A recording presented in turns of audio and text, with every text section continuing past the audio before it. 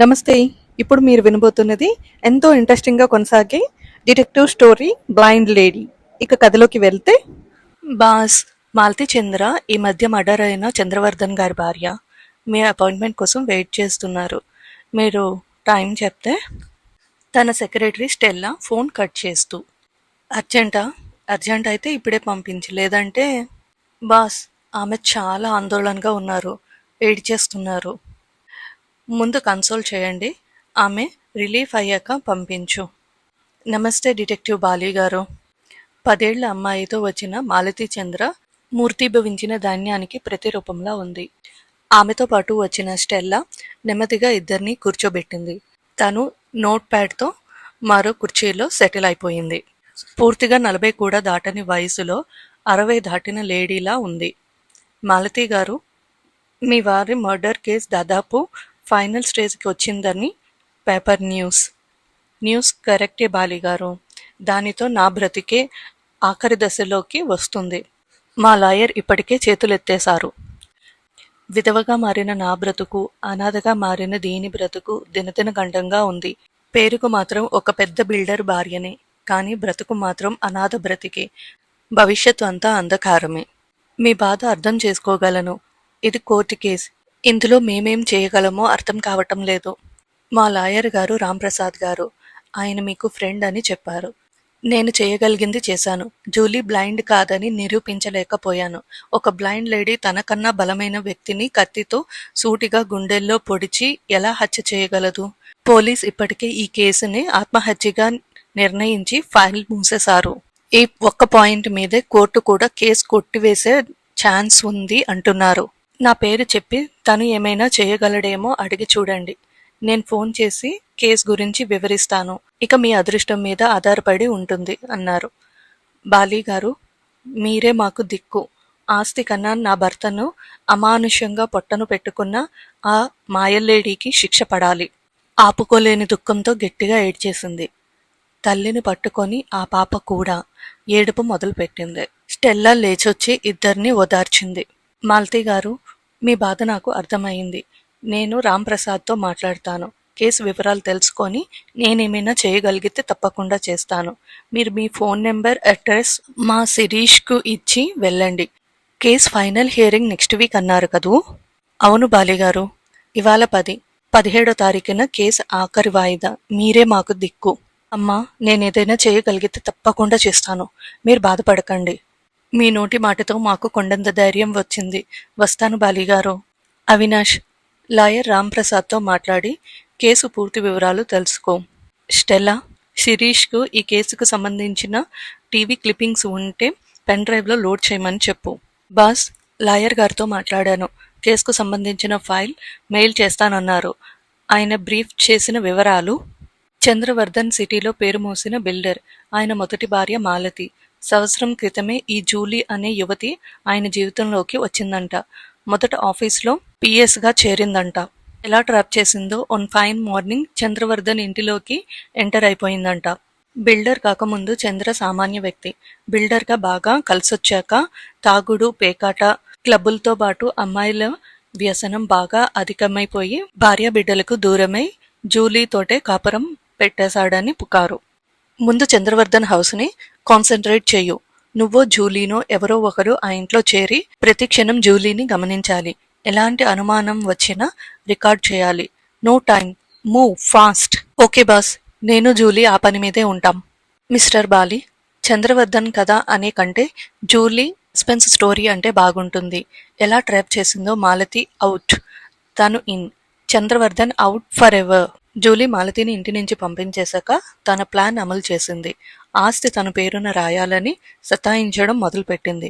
చంద్రవర్ధన్కు Julie నిజ స్వరూపం అర్థమైనట్లుంది. కొంత రియలైజేషన్ వచ్చినట్లుంది. తన భార్య బిడ్డలకు అన్యాయం చేయకూడదని, ఆస్తి ఇద్దరికీ రాయాలనే ఆలోచనని పసిగట్టి జూలీ వీలునామా రాయకముందే చంద్రవర్ధన్ను లేపేయాలనే ఐడియా ప్లాన్ చేసుకుంది. అయితే ఓ రోజు ఫ్రెండ్స్తో బాగా డ్రింక్ చేసి ఇంటికొచ్చిన భర్తతో గొడవ పడింది. ఆ నిషాలో చంద్రవర్ధన్ నెట్టేయడంతో టేబుల్ కార్నర్ మీద పడిపోయి కనుచూపు కోల్పోయిందనేది డాక్టర్స్ ప్లస్ బ్లైండ్ స్కూల్ నిపుణులు నిర్ధారించారు. ఓకే, చంద్ర మర్డర్ ఎలా జరిగింది? ఎవరు చేసుంటారు? లోకం కోడే కూస్తుంది జూలీనే హంతకురాలని. కానీ కోర్టు మాత్రం నమ్మడం లేదు. కోర్టు నమ్మకపోవడానికి రీజన్స్: బ్లైండ్ లేడీ తనకంటే బలవంతుడైన మగవాణ్ణి తిన్నగా గుండెల్లో పొడిచి ఎలా హత్య చేయగలదని. దానికి మీ ఆర్గ్యుమెంట్స్ ఏంటి? నెంబర్ 1, తాగిన మైకంలో స్పృహ తప్పిన భర్తను చూపు లేకపోయినా చంపడం అసాధ్యం కాదు అని. నెంబర్ 2, ఆమెకు చూపు పూర్తిగా పోలేదని, ఆమె బ్లైండ్ లేడీ కాదని. కానీ మీరు ఆమె బ్లైండ్ కాదు అని నిరూపించలేకపోయారు, అంతేనా? ఎగ్జాక్ట్లీ అంతే. మేము చెయ్యని ప్రయత్నాలు లేవు. ఆ ఇంట్లో సీసీ కెమెరాలు కూడా పెట్టించాము. ఈ మహానటి యాక్షన్ ముందు ఒరిజినల్ బ్లైండ్ వాళ్ళు కూడా బలాదూరే. కోర్టు సీసీ కెమెరా రికార్డింగ్ కొట్టేసింది. ఆ రికార్డింగ్ ఆమెకే ఫేవర్గా మారిపోయింది. మీ కోర్టులకు సాక్ష్యాలే తప్ప నిజాలు అక్కర్లేదు. అది సరే, ముందు జరిగింది చెప్పు. మర్డర్కు లీడ్ చేసిన సంఘటనలు కావాలి. Okay mister Bali. Malathi statement ప్రకారం ఆ రోజు, అంటే మర్డర్ జరిగిన రోజు సాయంత్రం మిస్టర్ చంద్ర ఫోన్ చేశారట. ఆస్తి పంపకాలు చేస్తున్నానని, అమ్మాయిని తీసుకొని రాత్రికి బయలుదేరి రమ్మని. మాలతి ఎర్లీ మార్నింగ్ వచ్చే టైంకి ముందే మర్డర్ జరిగిపోయిందంట. పోలీస్ లెక్క ప్రకారం అర్ధరాత్రి 12 గంటల టైంలో మర్డర్ జరిగింది. బ్లైండ్ లేడీ మర్డర్ చేయలేదు. ఇది ఖచ్చితంగా ఆత్మహత్యేనని కేసు మూసేశారు. బాగా లంచాలు చేతులు మారాయని నా అనుమానం. ఓకే, ముందు చంద్రవర్ధన్ మృతదేహాన్ని చూసిందెవరు? పనమ్మాయి పేరు రంజిత. ఇంటికి వెళ్ళేటప్పుడు బయట లాక్ చేసుకొని వెళ్ళిపోయి మార్నింగ్ వచ్చి తనే తలుపులు తెరుస్తుందంట. ఆ తర్వాతే మిగతా వర్కర్స్ వస్తారు. ఆ రోజు రంజిత వచ్చే టైంకి మాలతి వచ్చి బయట వెయిట్ చేస్తుందంట. ఇద్దరూ ఒకేసారి లోపలికి వెళ్లి డెడ్ బాడీని చూశారంట. ఆ టైంలో జూలీ ఎక్కడ ఉందని చెప్పారు? తనకి చూపు లేనందువలన రంజిత వచ్చేంత వరకు తన బెడ్రూమ్లోనే ఉంటుందంట. అలాగే ఆ రోజు కూడా ఉన్నదన్నారు. రంజితతో పాటు ఏడ్చుకుంటూ వెళ్లి మాలతియే జూలీని లేపి చెప్పిందంట. అంటే ఓ హంతకురాలికి మాలతి గారే ఎల్బి అన్నమాట. ఒక విధంగా అంతే. అక్కడ నుండి జూలీ రంజిత సహాయంతో వెళ్లి చంద్రం శవం మీద పడి భయంకరంగా ఏడ్చేసి పోలీస్ వచ్చే టైంకి స్పృహ తప్పి పడిపోయిందంట. పోలీసులే ఫస్ట్ ఎయిడ్ చేసి డాక్టర్ను పిలిపించారంట. Now perfect everything. Now tell me your final twist.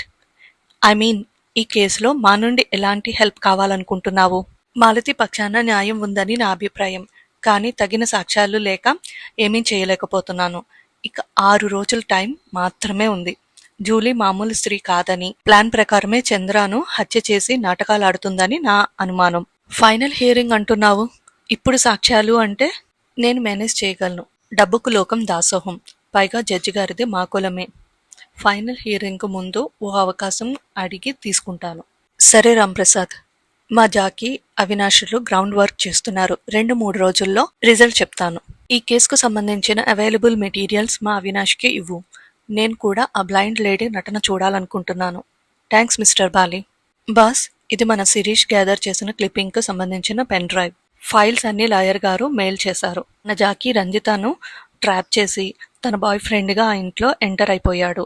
కానీ ఫలితం మాత్రం నిల్. రంజిత ఎలా మేనేజ్ చేసిందో తన బాయ్ ఫ్రెండ్గా జూలీకి పరిచయం చేసి తనకు హెల్ప్గా తనతోటే ఉండేందుకు అనుమతి కూడా సంపాదించిందంట. రంజిత కూడా మామూలు అమ్మాయి కాదని జాకీ అభిప్రాయం. 2 రోజుల తర్వాత కూడా ఎలాంటి క్లూ దొరకలేదంట. జాకీ కూడా ఇంకా డైలమాలోనే ఉన్నాడు. జూలీ బ్లైండ్ లేడీయా కాదా? తన అభిప్రాయాన్ని చెప్పలేకపోతున్నాడు.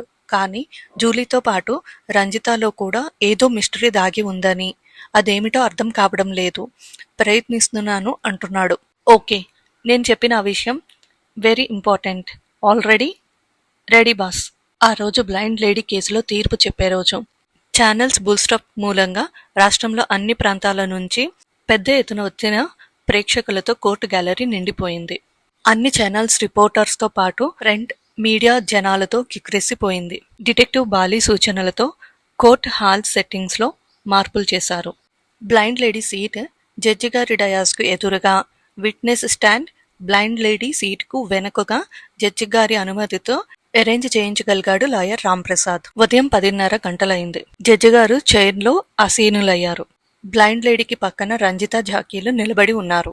జడ్జి గారి అనుమతితో మాలతి లాయర్ రాంప్రసాద్ తన వాదనను ప్రారంభించాడు.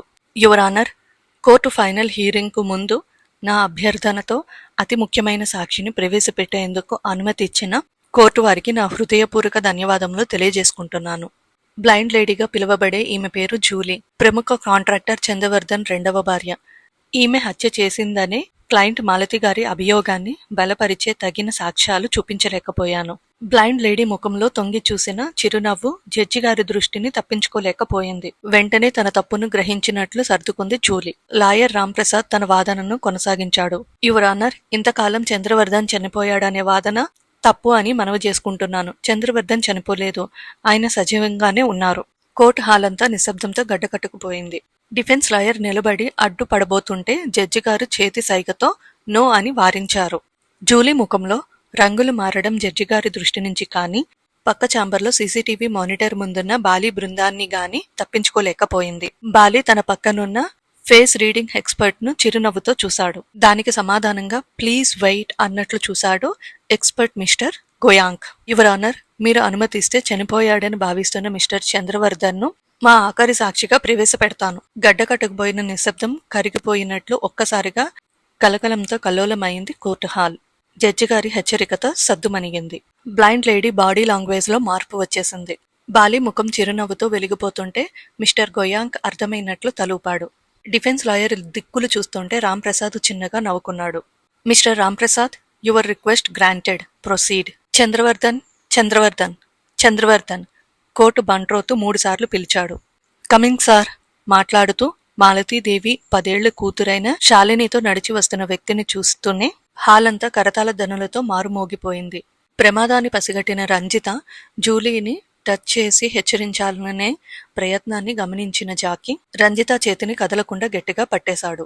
కమింగ్ సార్ అన్న చంద్రవర్ధన్ వాయిస్ వింటూనే బ్లైండ్ లేడీ బాడీలో మారుతున్న వైబ్రేషన్స్ స్పష్టంగా సీసీ మానిటర్లో కనిపిస్తుంటే గోయాంక్ బాలీకి పాయింట్ చేసి చూపిస్తూ ఏదో వివరిస్తుంటే అప్పటికే దాదాపు కన్ఫర్మ్ చేసుకున్న Bali, your right mister Goyank, please wait and see the drama. అప్పటికే బ్లైండ్ లేడీ వెనుకనున్న విట్నెస్ స్టాండ్లో నిలబడిన చంద్రవర్ధన్ జడ్జి గారిని విష్ చేసి తన గొంతు విప్పాడు. యువర్ ఆనర్, నా పేరు చంద్రవర్ధన్. ఆ రోజు రాత్రి నా రెండో భార్య మీ ముందున్న జూలీయే నా మీద హత్యా ప్రయత్నం చేసింది. ఆ మాటలు వింటూనే ఒక్కసారిగా వెనక్కి తల తిప్పి విట్నెస్ స్టాండ్ వంక చూసి అందులోని వ్యక్తిని చూస్తూనే హిస్టారిక్గా నో, హీఈస్ ఎ చీటర్, చంద్ర కాదు. నోరు జారి హఠాత్తుగా ఆగిపోయింది. గోయాంక్ లేసొచ్చి బాలీని కౌగిలించుకున్నాడు. కోర్టు సెమినార్ హాల్, ఛానల్ కెమెరాలు, రిపోర్టర్లతో హాల్ కిక్కిరిసిపోయింది. హైకోర్టు లాయర్లతో పాటు జడ్జిలు కూడా హాజరయ్యారు. అందరిలోనూ క్యూరియాసిటీ. ఫైనల్ హీరింగ్కి వచ్చిన కేసు హఠాత్తుగా మారిపోవడం, నిర్దోషి అనుకున్న జూలీ దోషిగా మారడం, బ్లైండ్ లేడీగా అనుకున్న వ్యక్తి బ్లైండ్ లేడీ కాదని తెలియడం, ఊహలకు అందని ట్విస్టులతో ఈ కేసు అందరిలో తెలుసుకోవాలన్న జిజ్ఞాస కలిగించింది. అందరినీ విష్ చేసి డిటెక్టివ్ బాలీ తన పరిశోధనను వివరించాడు. శ్రీమతి మాలతి గారు నా ఆఫీసులో తన గోడు చెప్పుకుంటూ, నాకు ఆస్తి కాదు ముఖ్యం, నా భర్తను పొట్టను పెట్టుకున్న ఆ మాయలేడీకి శిక్ష పడాలి అన్నారు. ఆమె ఆవేదన నా గుండెల్ని తాకింది. నా స్నేహితుడు లాయర్ రాంప్రసాద్ వ్యక్తపరిచిన అనుమానాల్లో నాకు రీజన్ కనిపించింది. అప్పుడే చెన్నై గోల్డెన్ బీచ్లో శిలా విగ్రహంలా రెప్పవెయ్యని మనిషి ఫ్లాష్ అయ్యాడు. నా దోస్త్ రవికిరణ్ సైకియాట్రిస్ట్తో మాట్లాడాను. ఆ అమ్మాయి బాగా ట్రైనింగ్ తీసుకుంది. జరగబోయే విషయాల్లో ఆమె చాలా స్మార్ట్గా రియాక్ట్ అవుతుంది. తన అసిస్టెంట్ రంజిత సహాయంతో డ్రామా నడుపుతుంది. కానీ ఎంత ట్రైనింగ్ తీసుకున్నా షాక్ కొడితే చేతిని తీసుకోకుండా ఎవరూ ఉండలేరు.